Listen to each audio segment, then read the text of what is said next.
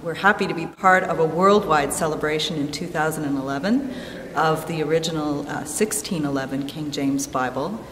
Celebrations have been held this year in Hong Kong, Australia, Croatia, all through the United Kingdom, in Washington, D.C., which kicked off last weekend with a festal choral evensong at Christ Church Cathedral.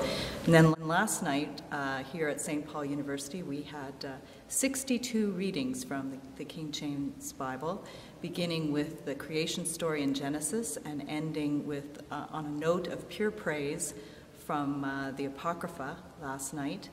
And this afternoon we will have another set of readings, 3 hours of the New Testament.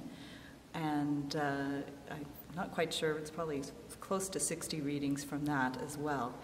And in between, we were delighted to have David Neelands give 2 lectures to give us some perspective on the significance of Bible translation in general, and also of the King James Bible in particular. We're also happy to have with us the Canadian Bible Society, and each person who participated this weekend got a copy of this publication of famous phrases from the Bible, produced by the Canadian Bible Society. When we think about the King James Version of the Bible, we think about something that is very well named, although it was not named the King James Version until quite recently.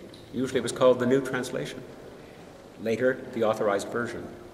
But it really is, the child of an eccentric and beautiful monarch of Scotland and then England, a monarch who had a very difficult time and who believed passionately that the Scripture should be available in English in an accurate translation, however, was not prepared to go with the political implications of the existing received text in Scotland.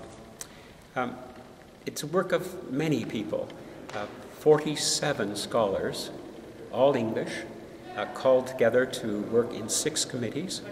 They worked for 4 years, and when their work was finished, there was an editorial board, if you like, who were paid to meet to bring the translations together.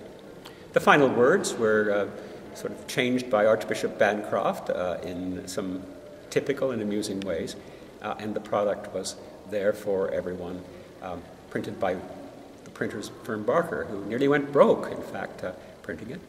Cost 10 shillings for an unbound version, cost 12 shillings for a bound version, which was a great deal of money. However, it was a beautiful text, and it rapidly became the standard text in every parish church. It's with us today. It's been altered many times. The standard received text today has 24,000 variations from the original, fairly minor in every case, but nevertheless 24,000.